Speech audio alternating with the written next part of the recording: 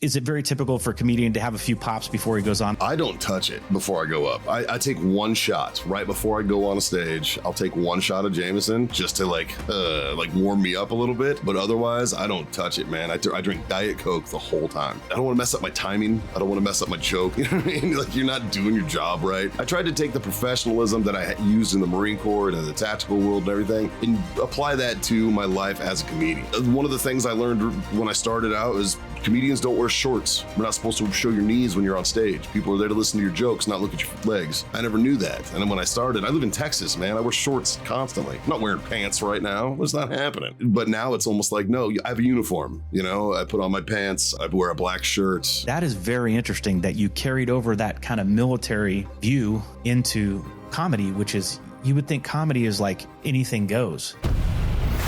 Welcome to Aimpoint Taking Aim Podcast. I'm your host, Rich Nance. Here we'll take a deep dive into firearms culture and the Second Amendment lifestyle. From hunters to veterans, competitive shooters, police officers, tactical trainers, 2A advocates, and even some well-known celebrities, we'll cover it all.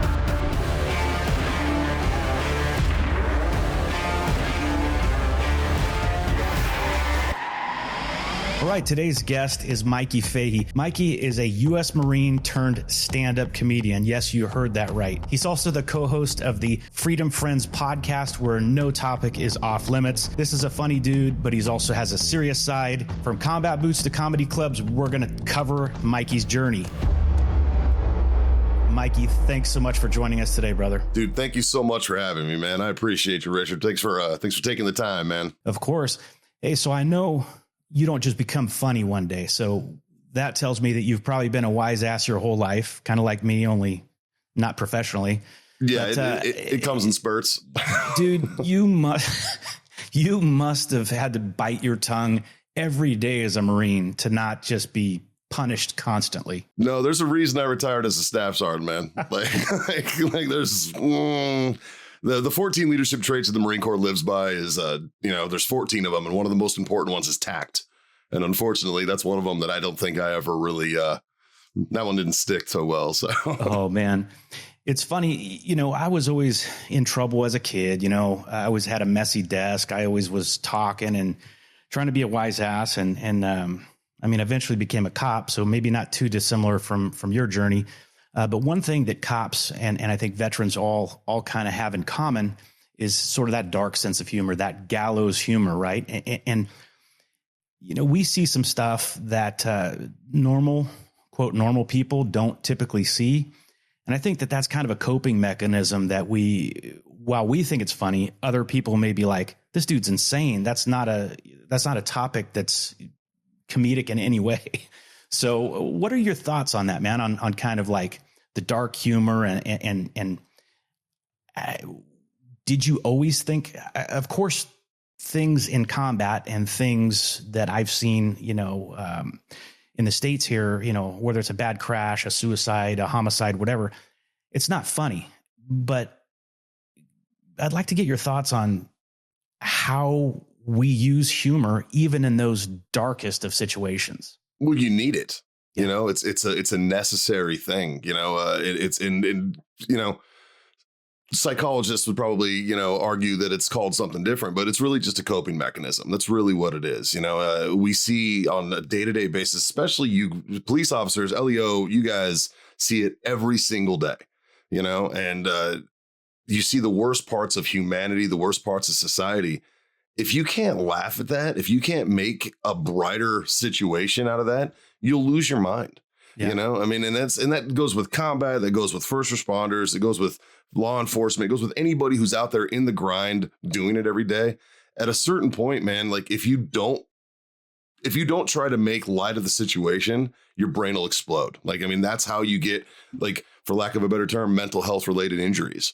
Right. Yeah. That's where the 22 veterans a day that kill themselves, it's because it stopped being funny a long time ago, and one of the things that I like to preach about a lot is first responder PTSD, because it doesn't get the spotlight that veterans do. Yes. Right. And you guys have to see that every single day and you're back on the shift the next day. Whereas veterans, we had decompression time. you know? So it's something that people often overlook, I think. And thankfully, especially in law enforcement sense, you guys have a masterful level of sarcasm. Yeah, that I just genuinely respect, man. Like, yeah, it's just like, same. I mean, the military dudes I know are always super quick witted. I'm always hesitant. Even if I have a good zinger, I'm like, oof, do I really want to waste this right now? And he's going to come back and then I'm going to have nothing. So yeah, it's never a dull moment when our two communities get together. That's for sure. Exactly. That's definitely for sure. One of the things they told me, Mikey, when I was in the academy is if guys are talking shit, if they're teasing you, that's a good sign. That means they like you. That's exactly what it means. If you walk by and they're just kind of like this, yeah, you might be doing something wrong. So yeah, I think that a little bit of that ribbing is very good. It goes a long way. It's weird though what you can get used to, and I appreciate, a lot of the military folks that I've befriended really have a lot of respect for law enforcement, and I could tell you, obviously, the opposite is also true. Sure. Two kind of different animals, but similar in many ways. I think maybe in a very general sense, military folks may be experiencing like high levels of trauma over a relatively shorter period of time, whereas a cop's maybe spread out over 20 years, 25 years, but we're not in war. So it's like a lot of mundane stuff. And then, oh shit, you're responding to something type of thing. Well, that's the thing is you guys have to be on your toes constantly. Yeah. I mean, a traffic stop, a simple traffic stop can turn deadly very, very fast. Right. Yeah, man. I'm fortunate. I kind of toe the line between. I have my undergrad. My undergrad is in criminal justice, as well as I have a master's in criminal justice leadership. So I know a lot of law enforcement, and I've worked with a lot of them, and I advise on a couple boards and stuff here locally in San Antonio for that sort of stuff. More of the morale side than the tactical side or anything. Sure. But yeah, man. It's really just mission focus, I mean, like both professions, it's mission focus, and we have to stay alert. I mean, that's an unfortunate truth in society these days, right? Like, yeah, absolutely. I mean, you're not crazy if you're kind of walking around in what they call condition yellow. You know what I mean? If you're awake, you should probably be in that. One of the things I think that is a good and bad thing. When you're deployed with Marines, and that's really who you're dealing with. That's literally your family while you're there, for however long that is. Cops for their shift are dealing with each other and basically, the dregs of society oftentimes. And so when we get off shift, we tend to hang out with each other. Also, when we have, Monday and Tuesday off and we're working swing shift, no other normal people have those days off. So, we tend to hang out together and then we talk about work. And then it's just like, I'm not sure that's the healthiest way to do it. You know what I'm saying? I'm not sure that's the healthiest mechanism, but I've always kind of tried to maintain some friends that I had before I was a cop who really know the real me, not just cop rich, but they actually know who I am. And I think that's important to not identify solely with your profession, even though as a Marine and as a cop, those are two professions that it's hard not to identify with. It in many ways, that is who you are. That's not just, I'm going to go clock in and clock out. I mean, that's who you are. But I think you just have to understand you're more than that. I mean, what are your thoughts on that, brother? Oh, absolutely, man. You got to be able to take the hat off, That's a great way to say it. That was a big thing with Marine drill instructors. They go down to the drill field. It's a 3-year tour. And for 3 years, they're maniacs, right? I mean, that's their entire job is to mold and train Marine recruits and to mold these kids from society who have no idea how to be like some of the most intense guys on the planet, right? So for 3 years, you're all go, no quit. And then you go back to the fleet and you're expected, hey, man, snap out of it. You know what I mean? And it's like, that's not an easy thing to do. It's hard to take that hat off sometimes. I was always really fortunate. I moonlit. I always had like second jobs my entire time in the Marines. Like in my entire career, I like money, man. I have expensive hobbies. I skydive, Same. I scuba dive, I do crazy stuff. You know what I mean? Like guns, like my deer rifle's a Scar 17 suppressed. You know what I mean? Nice. Like it's, like that's kind of where I'm at. So it's like, I've always moonlit as a bartender. So because I was around a civilian population all the time, my transition in that aspect was a lot easier than a lot of the other guys get. Right.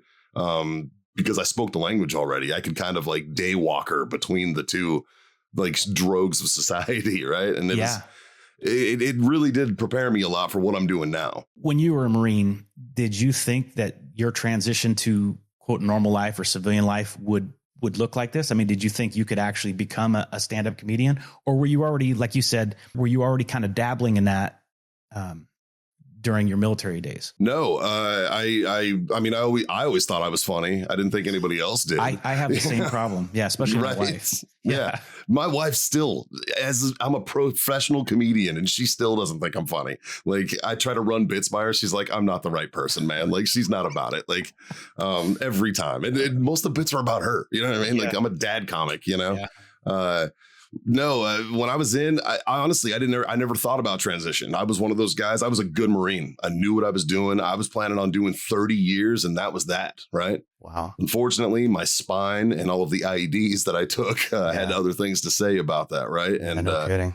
So when I was medically retired, it broke my heart. I didn't know. I didn't know anything. I joined at 17, and I had done my entire career, and now I'm in my 30s looking at, towards the future. And now I'm married. I have children at this point and all this. And it's like, hey, man, sorry, you can't be a jarhead no more. And it was just like, what's next? Yeah. Talk a little bit about that, brother. I know that that's a very difficult transition. Again, everything, my base to compare things to is law enforcement, because that's what I did for 26 years. But, even cops, and we're living in normal society, right? Sure. But when we quit being cops, oftentimes, if we don't have something else going, man, it could be sort of a downhill spiral.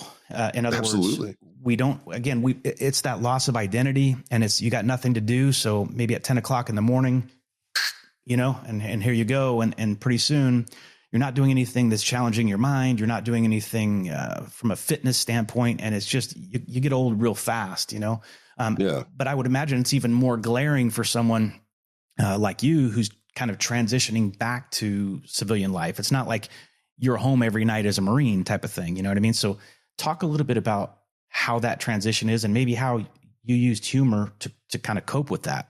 Well, the Marine Corps, in the military in general, do a terrible job of transitioning service members and, soldiers, sailors, airmen, Marines out of the service.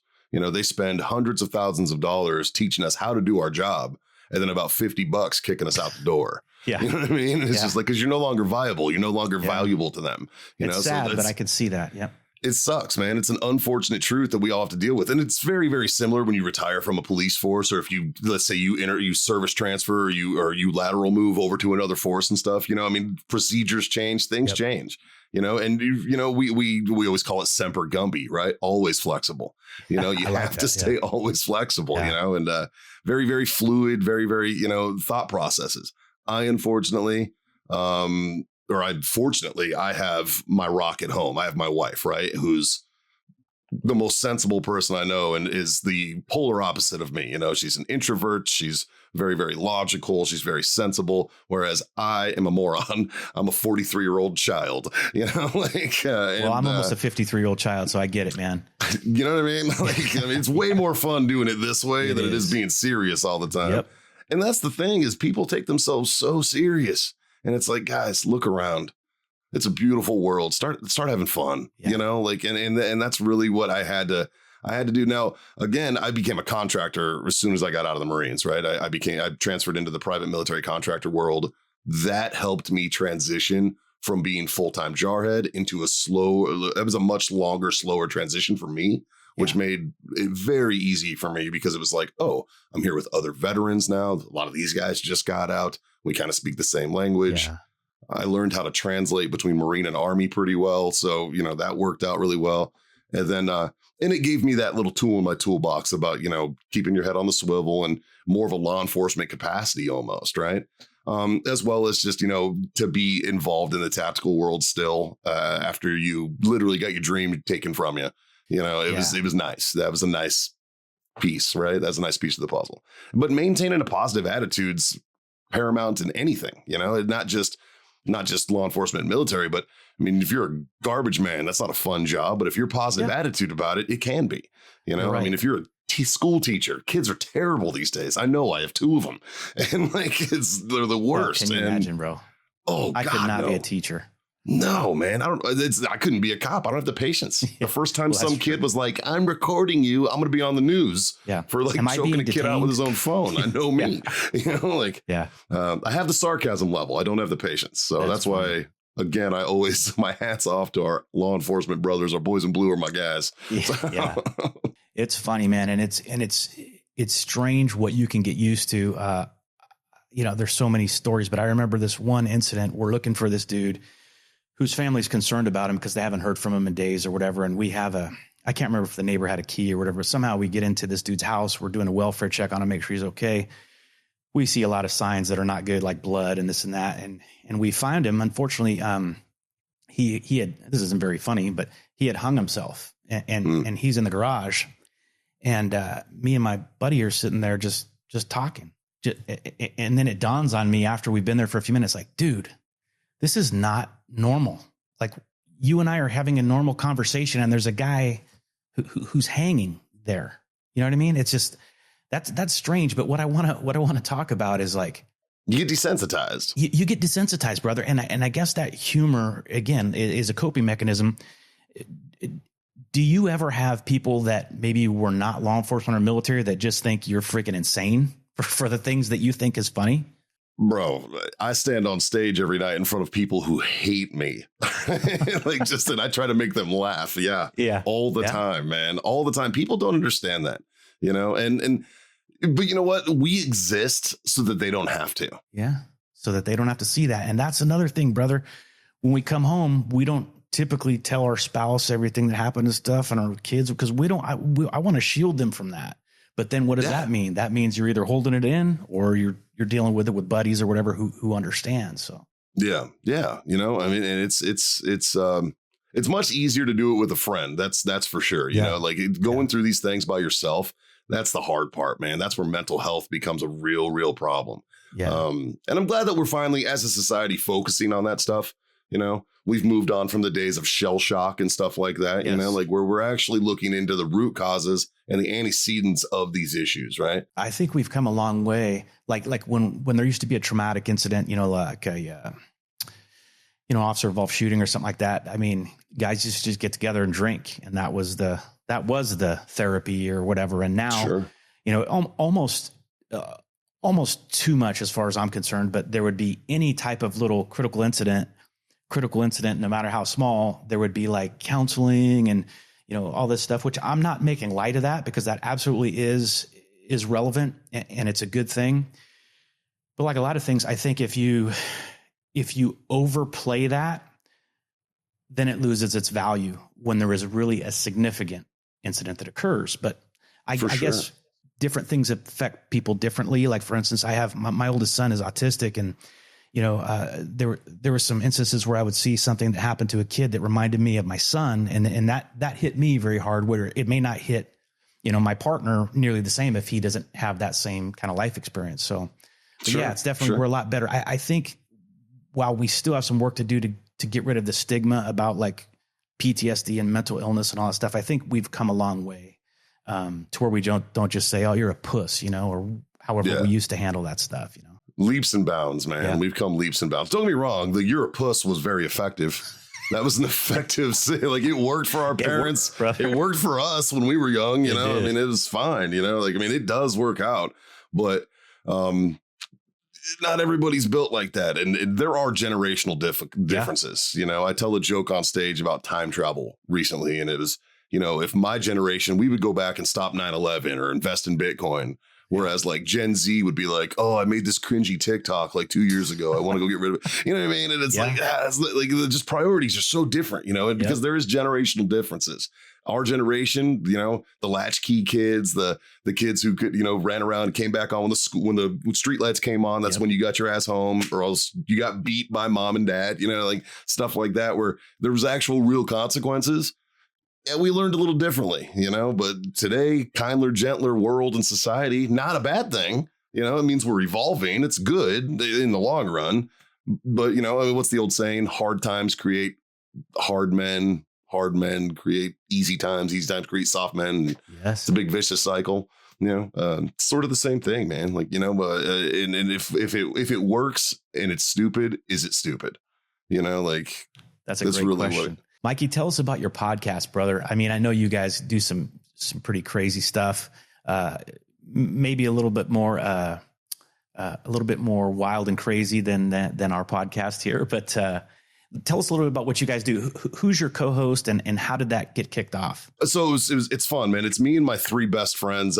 John Simons and Scott Jansen are the owners and operators of Warfighter Tobacco, the cigar company. Very and then cool. My friend Jazz, who is he is the proprietor of Battle Pub Games, which is a local San Antonio game store here in the area that does like tabletop gaming and stuff. Oh, cool. All three of those guys are Army veterans, Iraq war veterans. And then there's me, like the token jarhead, and our producer, Justin, who really makes it all happen. You know how that goes. Oh, yeah. The producers really run this stuff. It's absolutely. Not us.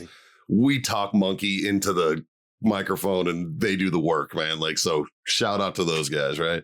Absolutely. But no, it's just four uncouth veterans that, we believe in freedom, cigars, whiskey, and dark veteran humor, man. That's really what it is. But we've never promised anything but mediocrity.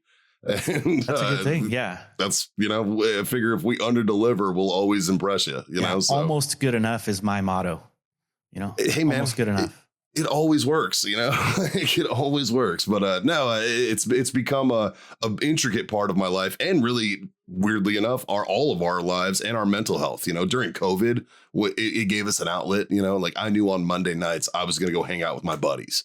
And we didn't care, outlet, brother.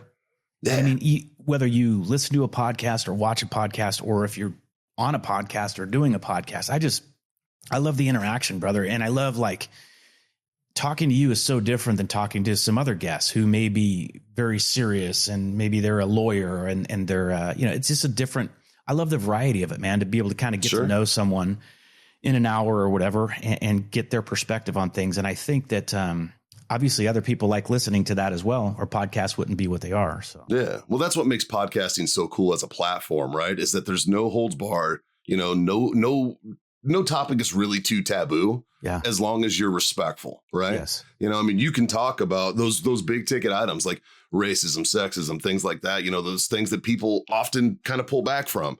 You can do that on a podcast if you're respectful about the content, right? Yes. And that's what I've learned in the last. We've had our show now 5 years. We've had the show.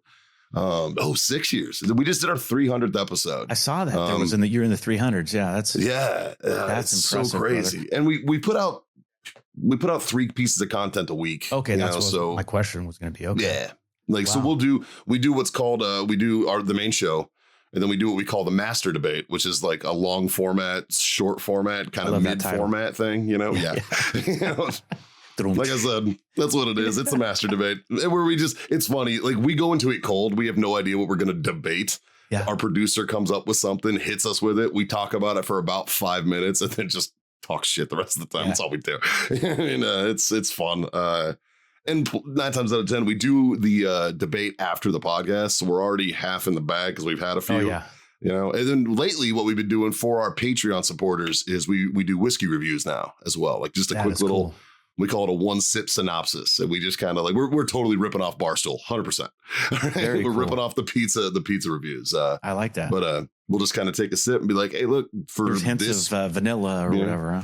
Yeah, just be like, I rate it. Like we did the Fighting 69th Irish whiskey last night, and I love Irish whiskey. It was decent. Yeah, same. I'm a Jameson governor, but not Scotch, brother. Can you tell me why? Nice. Can you tell me why I like Jameson, but I don't like Scotch?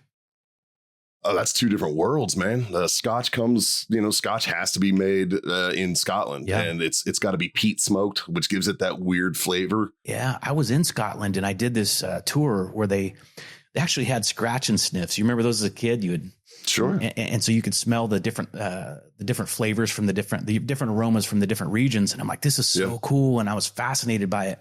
Then it came time to have our little, flights of Scotch.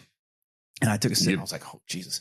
My wife took a sip and passed hers all over to me. And I'm like, nope, that's not going to happen. And of course, everybody I have who's very sophisticated is like, well, you've never tried such and such Scotch. And I'm like, dude, they all taste like lighter fluid to me. I mean, man. It's like a Jameson, which is, Jameson is no big deal. It's a pretty inexpensive, Irish whiskey, but man, I like me some Jameson. does the trick. This bottle in particular, this is the signature. They don't make it anymore. It was only available at duty free. So I have this much left and I'm hoarding it. Awesome. That's I'm a big fan of Jameson Irish whiskey. That's kind of my go-to as well. But, I mean, and that's another thing I've noticed since I transitioned out of the Marines is I don't drink like I used to. And I bartended for 15 years as well, no right? Kidding. Okay. So I was behind a bar. That was my second job, my moonlight jobs. I was always bartending or door guying or something like that. And it's, like, I'm from South Boston. I was a bartender. I was a Marine. Like, I have a drinking pedigree, man. Like, so like, I just I was good at it. I was real good at drinking. And honestly, these days they've made it so easy because now you have Uber, you have Lyft. Yeah. Like if you get a DUI now, you're stupid. Like this is on you. You know what I mean? Like, and so being on the other end of the DUIs, being the guy that stopped people and had to take them to jail for drunk, drunk driving.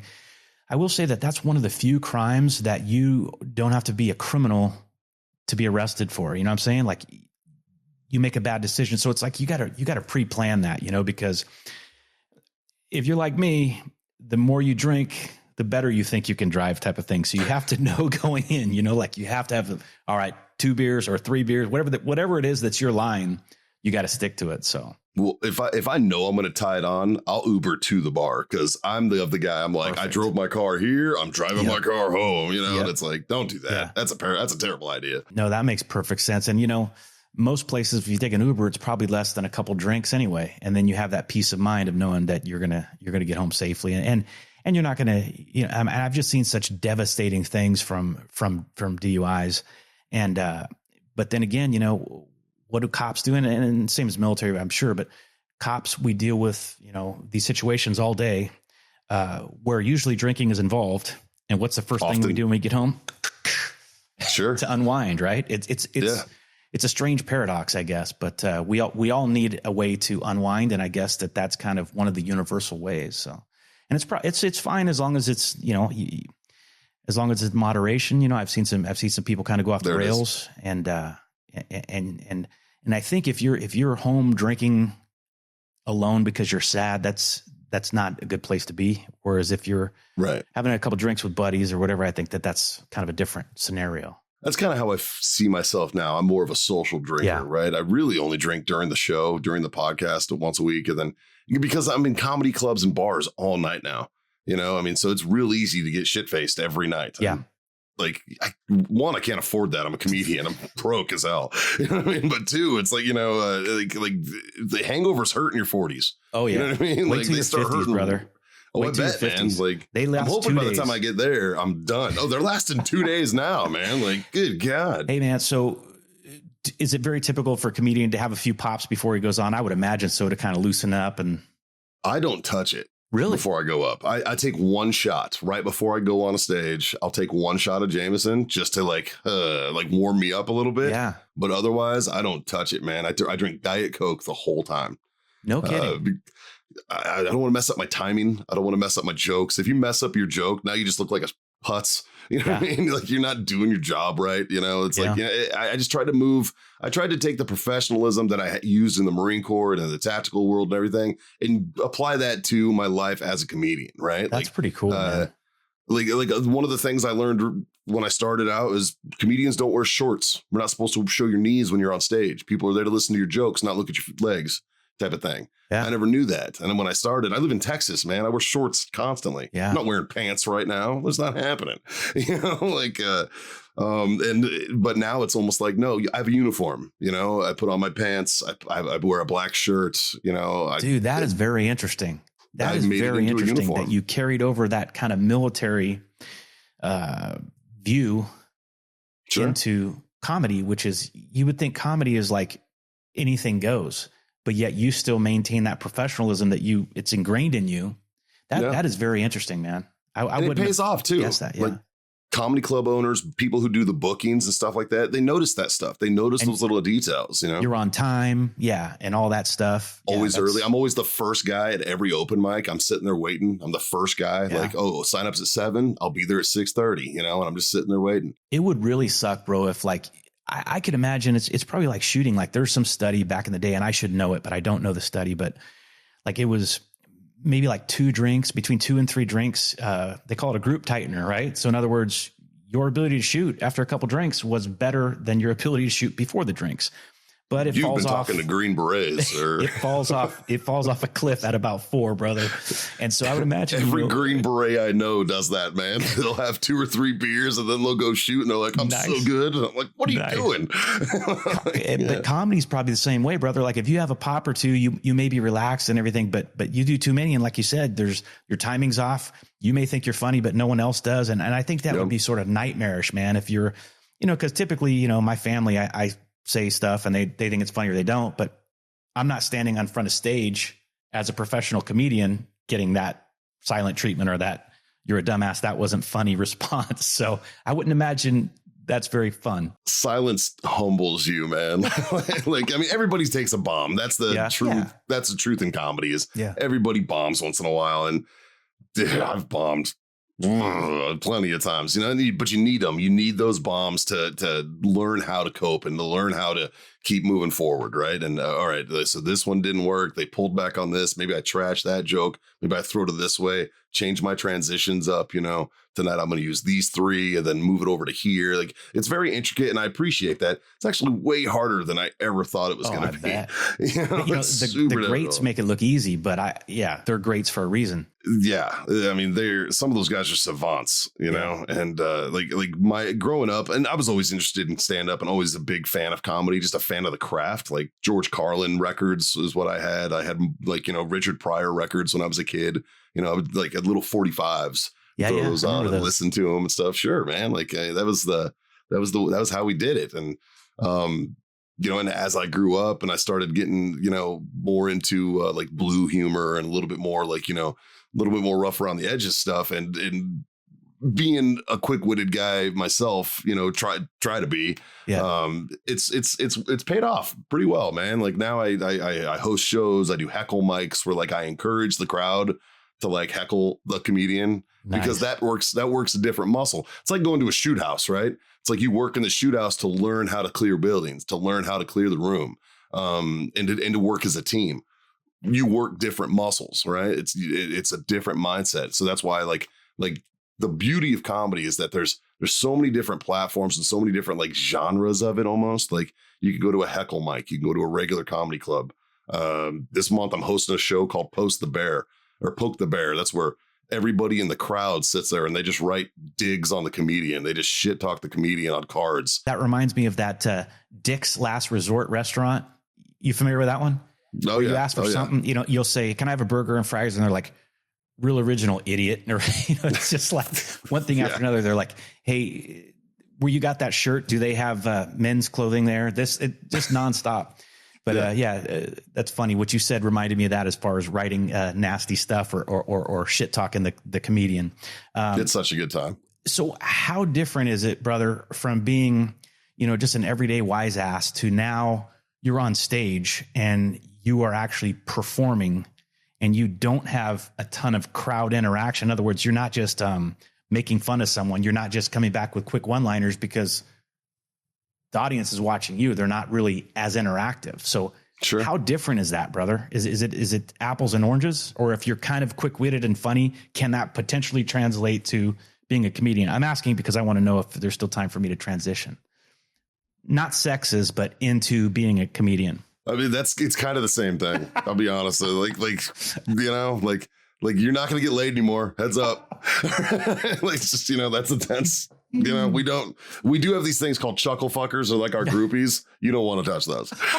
It's that's a great name. It's like a badge bunny. It's very, very similar. I get it. Now, I mean, there are some similarities with like, just hanging out with your boys and stuff. Yeah. A lot of the times I'll go to open mics and hang out, not even for the time that I get to be on stage. It's for the hangout with the other comics. It's a good hang and you pick up so much stuff, material, taglines, things like that. Other comics are always trying to help you out because everybody thinks they're funnier than the other guy, right? Yeah. And you end up building things. You end up building these jokes because of those interactions of just you being a wise ass with your buddy. And it does correlate on stage sometimes, it does correlate. You can write the best jokes, but like you said, if you don't have that sense of timing, if you don't have that for sure demeanor or what do you call that? Kind of that presence, stage presence, if you will, then it can flop. You know, I mean, you could tell the same joke as someone else and yours is funny and theirs isn't, right? I mean, is that fair to say? Oh, absolutely. It also depends on the crowd. Okay. Like I have a joke that I was telling here in San Antonio that constantly bombed. It just constantly bombed. And I'm like, this is a good joke. And I tell my friends across the country, they're like, it's a great joke. What are they talking about? I went to Philly and it killed. I went to Boston and it killed. I went to North Carolina and it killed. And I was like, what? Our school system in Texas sucks. That's what it is. Like they don't know who these people, they don't know what I'm talking about, you know? And it's like, wow, you really need to tailor your jokes for your audience. Wow, that's interesting. So I never thought about that, but your routine could change depending on where in the states you're traveling to. That is very Absolutely. Like, and the joke is it's about Picasso and Jackson Pollock. Okay. Right. Nobody in San Antonio knows who those guys are. They don't know who Jackson Pollock is. So I can't make a Jackson Pollock joke. You know what I mean? And so I've kind of taken that joke and I've turned it into a joke. And the joke is I can't tell this joke here because you people are too stupid to understand it. And now that one's killing, right? Like, so it's like even your jokes that bomb, if you can find a way to mold that into a successful bit, it's powerful. I promise we're going to get to other stuff, but I love hearing about the comedy. So sure. Do these jokes just come to you or like, do you ever wake up like, oh dude, that's a great idea for a joke and jot it down or all the time? Oh, really? Constantly. So you're just always thinking about your next joke and what you can do. Cell phones, man. Nice. Thank God for the notes, but thank God for the notes app. You know, I'm just in there throwing something down or something crazy. And all the time. And I'll get it from just talking to my buddies, you know, I'll just like, you know, somebody well, you know how it is. You get into a tangent with your friends and you're like, what? You know, and it's something so ridiculous, you know, like I went to a midget strip club show a while back. You know what I mean? Yeah. And which was absolutely amazing. First of all, it was the smallest C-section scars you will ever see. You know what I mean? But I went to this show and I just started writing jokes about this experience. And like, you know, it's like, I couldn't tell if it was a paper cut or if they removed an extra large headed baby, you know, and just kind of just going off on stuff. And it's turned into a great bit, you know, like, it's life experience, man. I also have a child with special needs, 2 of them.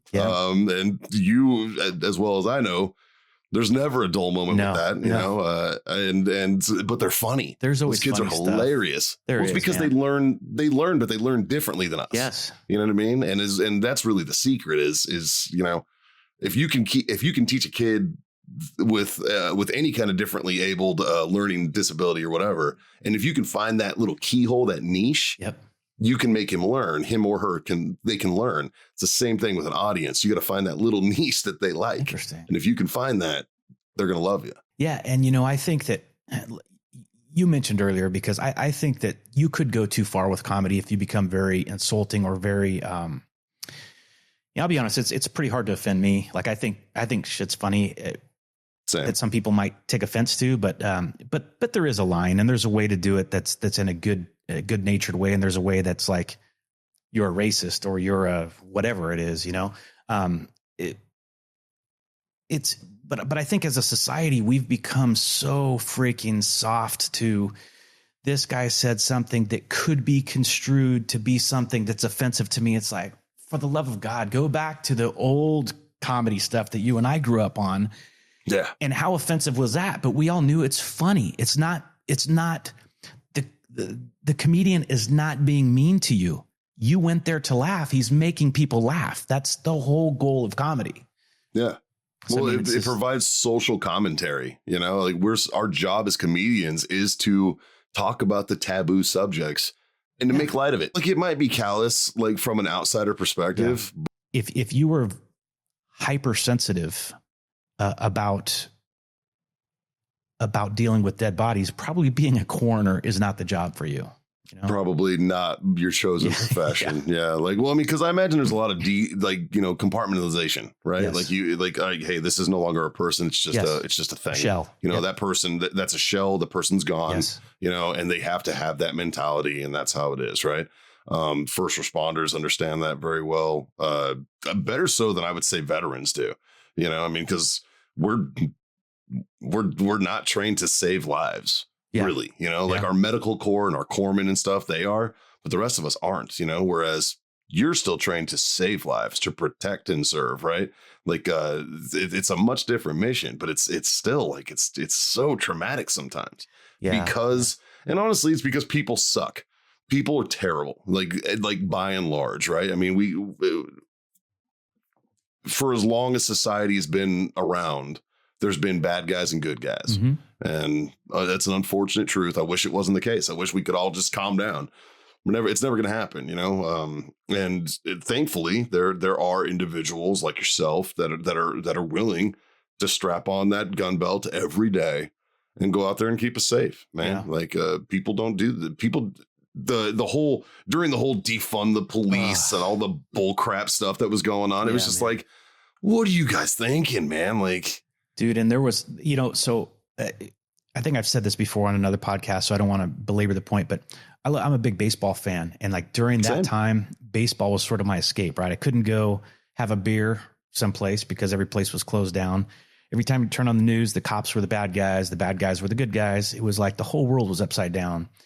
And then I'm watching baseball and there's, you know, political indicators, BLM, all this stuff on the mound and everything. And then there's false narratives. I remember the LA Rams, their hands up, don't shoot. Okay. That's cool that you're saying that. That has nothing to do with what really happened. And that's proven. Yeah. And so this narrative gets into the media. And then of course the media doesn't want cops brutalizing people or targeting people unfairly. Who would want that?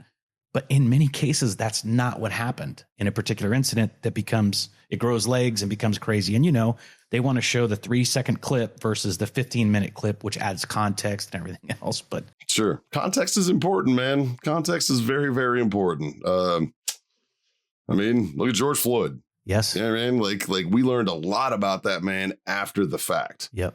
And that was not part of the narrative in the beginning part of that. Yes. Now, you know, do I think he was on his neck for a little too long? Yeah, probably. Yeah.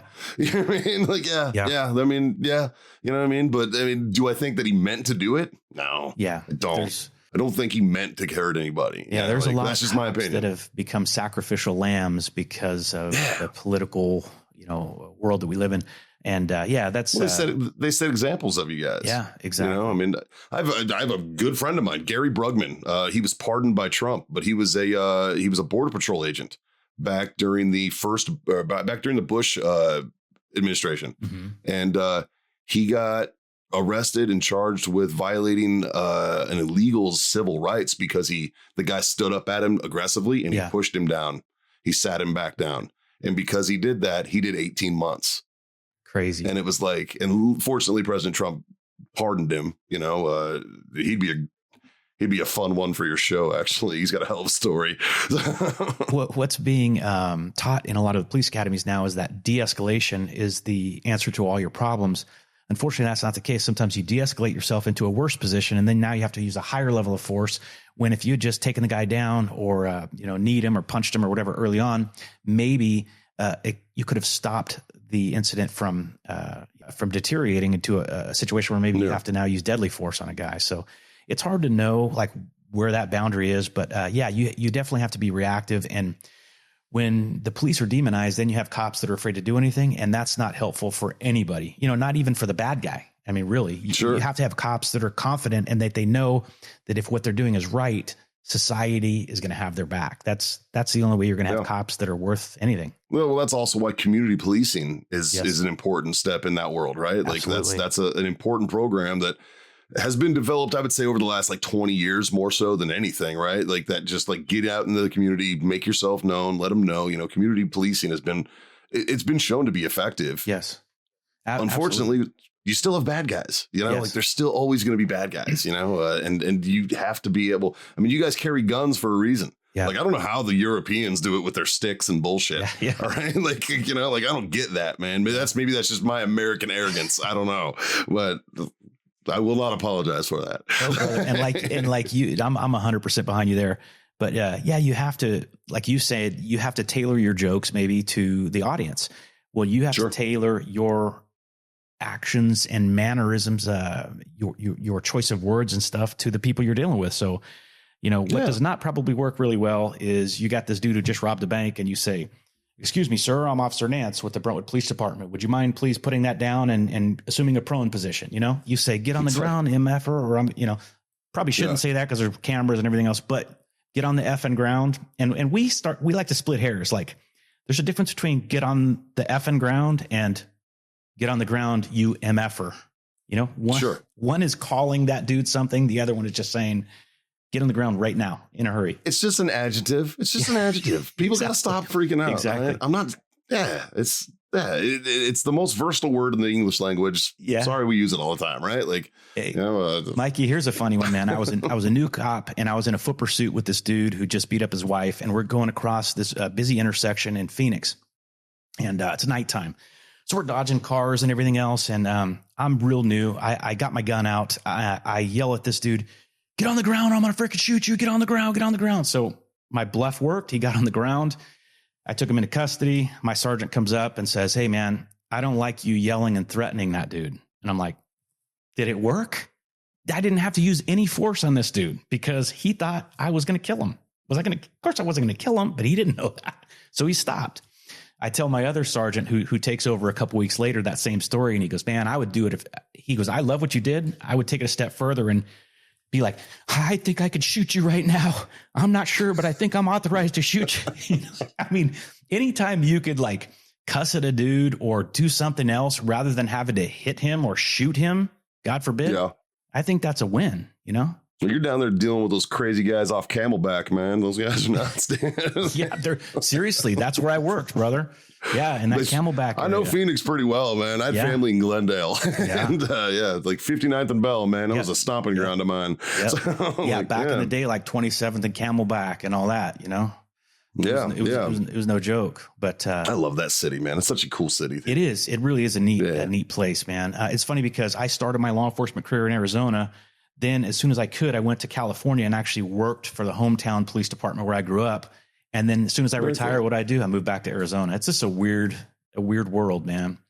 Well, but, cost of living alone says that's a good move. Exactly. Well, a lot of California cops take their pension and go someplace where it's going to, go further. And quite frankly, a place that's probably more in line with their political views and everything. There's a lot of them out here in Texas. There's quite a bit in Texas. Texas is another good one. Yeah. So, I mean, it's literally it's why I came here. It's the same thing. Like, I did the math. Where in Texas are you again? I'm in San Antonio. San Antonio. I thought that's what you said. Yeah. Very cool. Yep. Yeah. So I'd never lived here. I had moved from South Boston, Massachusetts to Farmington, New Mexico when I was 15. That's and I was like, shock, Mr. Recruiter, give me out of New Mexico. When the Marines never looked back, right? And then when I was retiring, I was like, where is my retirement going to reach the farthest? And it actually came down between San Antonio and Phoenix. That was the really two towns because, I knew Phoenix well. I liked it out there. I don't mind the heat. It doesn't bother me, And then I came down here and visited and just fell in love with the place, man. And I was like, yeah, this is a good spot. And bought a house and been here since, man. Like, it's just been really, really positive. It's been a good situation, it's been a good time. I really enjoy this place, man. Texas, greatest country in the world. It is. And there's so much variety to it. You can go someplace where you feel at home and make yourself home there. Hey, so going back to the funny stuff for a minute, tell us a little bit about, like, if you remember your first gig, the first time you were on stage in front of people and you're like, oh my gosh, is this going to work? I mean, do you remember the first time you were on stage? I was in a Nirvana cover band in junior high. That was much different.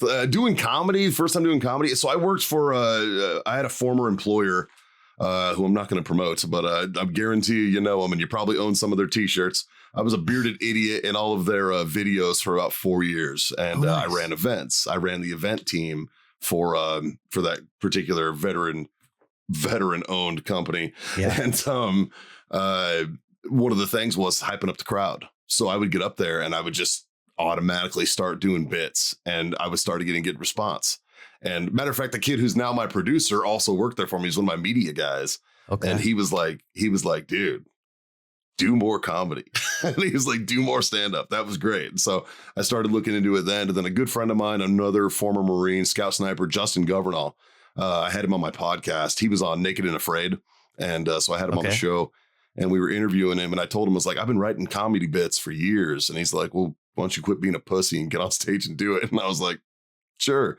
So my first time on stage was at Upstage Comedy Lounge here in San Antonio about 3 years ago. And I killed. I had a great set. I practiced my ass off for it. I didn't want to fail. I, over prepared. And then the very first time there was a gentleman in the crowd named Jeremy Jonas, who's he's an anesthesiologist actually, but he's an Army veteran and a stand-up comedian. And he was like, hey man, I have a show next week. I'd like you to open. And I immediately got booked. And that was just kicked off the career. That's got to be a great feeling, brother. It's lucky. It's 90% luck, man. Like, wow. and I recognize that because there is a lot of good talent out there in the comedian world, especially here in the area. That we have a lot of very talented comedians here. With Austin being right up the street, with Rogan moving in and the Comedy Mothership and Kill Tony and all that stuff. It's like the headquarters, yeah. It is. It's the head shed now, man, and it's been really interesting. Like just kind of learning the ropes and learning how it all works out and stuff, and it's been fun, man. It's been real fun, real good time. How much of your routine is based on your time as a Marine? You know what I mean? Like how much humor is sort of veteran humor versus just normal run of the mill humor? Not much. Not much, if I'm being honest. I mean, I want to try to connect the most. That would only be funny to a small group. If I'm doing a military show, like for instance, July 5th, I'm doing a military show here in San Antonio. I'll pull out military humor, right? But I want to try to relate to my crowd as much as possible. Now, if I look out in the crowd and I see a bunch of like 9-line t-shirts and a bunch of like, guys like wearing veteran hats and stuff, I'm like, okay, got it. Like that's my crowd. Good to go. I'll do some military. It's usually just making fun of stuff like, are you getting thanked enough for your service? Did you get your free appetizers? Things like that, like, and I really just kind of blame societal guilt on why they treat us so well now. And it's just like, I just make ridiculousness out of the ridiculous, right? Like that's really what I do. And it's fun though, man. It's such a good time. It's and I think comedians hold an important role in society. We give you the lighter side, and we give you perspective. That's really what I do. And honestly, I just like making people smile, man. I like making people laugh. For the longest time, my job was to make people cry. And now now I get to make them laugh. It's great. That's needed, man. That is definitely needed, especially in our society when we have so many things going on. You can't turn on the news without being all bummed out about something, and you got you got this crowd versus this crowd, and it's polar opposites. And rarely do we meet in the middle, unfortunately, these days, And so I think that, comedy is something that can kind of bring us together. That's a big reason why I do so much work with nonprofits. You mentioned I'm a jump master for Round Canopy parachuting team, which shout out to those guys. They're all over at Normandy right now, getting ready to jump at the 81st anniversary. I went to the 80th. I went last year. It was amazing. Very cool. And then Warfighter Scuba, another great organization that takes Purple Heart guys and gets them scuba certified. They did it to me. I was terrified of the ocean. I still am terrified of the ocean. But now I'm a master diver. Now I'm a master diver that's scared of the ocean, right? Like, so it's like, oh, good God. And then my organization, Intrepid Care, which is sports, outdoors, and recreation for veterans, first responders, their families, and Gold Star families. Very cool. That's the big thing. I tell people all the time, I'm the busiest unemployed guy alive. You know what I mean? Like I'm just constantly moving, and thank God I got a sugar mama at home, man. Otherwise I'd be in trouble. Good. Yeah. It's a good thing I have a pension, brother, because it seems like I'm always going somewhere and I'm not making as much money as you would think for a guy that travels as much as I do. But I'm very fortunate doing what I love. And I'm sure you agree. Absolutely, man. Yeah. Because it could be so much worse, couldn't it? Oh, because what it's like to be worse. And so do I. We've seen the other side of it, so we know how lucky we are to be talking on a microphone to some cool dude on the other end of it, So absolutely, dude. Yeah, this is a much easier life. My back hurts a lot less doing this than it does from the other stuff. Yeah, let me guess, L405, L5S1.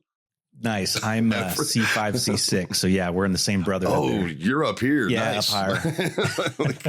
It's just like standard, man. Oh, you have back problems? Yeah.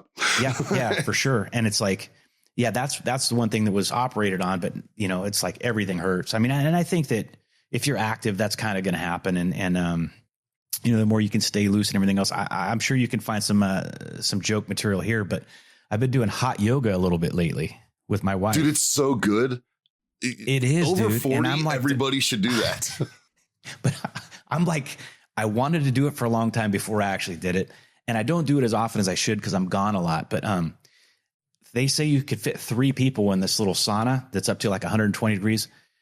My wife is a very small, petite thing, and her and I barely fit in there. So there's no way 3 people are in there. But anyway, yeah, you leave there just feeling like, well, first of all, you feel like you just got out of a swimming pool because it's 120 degrees in there. But like everything is loose and nothing is achy. It's like, man, this is probably how you're supposed to feel. You know? Isn't that amazing? It's weird. It's a weird feeling when nothing hurts. People are just walking around not in pain all day. That's crazy to me. That's crazy. Absolutely insane. Hey, brother, as we wind down here, where can people go to find out more about like upcoming shows that you have or the podcast? Like, where's a good place for the viewers and listeners to go to for more information about what you got going on? Absolutely, man. You can follow me on Instagram and on X at Hooligan Mikey. And then Freedom Friends Podcast on all the platforms. Spotify, Apple Podcasts. We're not on iHeartRadio for the 4 people who use that for podcasts, but you know, for everybody else, yeah, we're everywhere else you can find us. Awesome. Yeah, and I would check out Warfighter Tobacco as well. I'll definitely do that. Into cigars. An absolute amazing brand of good guys, veterans that just support the community, the first responder community, as well as the veteran community, and just good dudes, right? Like that's really what it's about. So, I'm very, very blessed, and I appreciate you having me on, Rich, man. It was really nice meeting you and hanging out with you and spending some time. And I appreciate you guys. Thank you so much. For sure, brother. Thank you so much for what you're doing, for your service. And also for what you're doing now to help veterans. That's a great thing, man. Everybody needs to laugh, and there's not enough of that in our society. So I certainly appreciate what you're doing.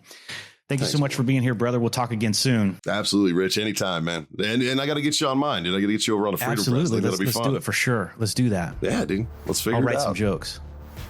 Oh, you won't have to. You'll be fine. I'll be the butt of them. I see where this is going already. Just hydrate before you show up to our show, man. Awesome. Thanks, brother. Thanks, Rich. Appreciate you, man. Take care.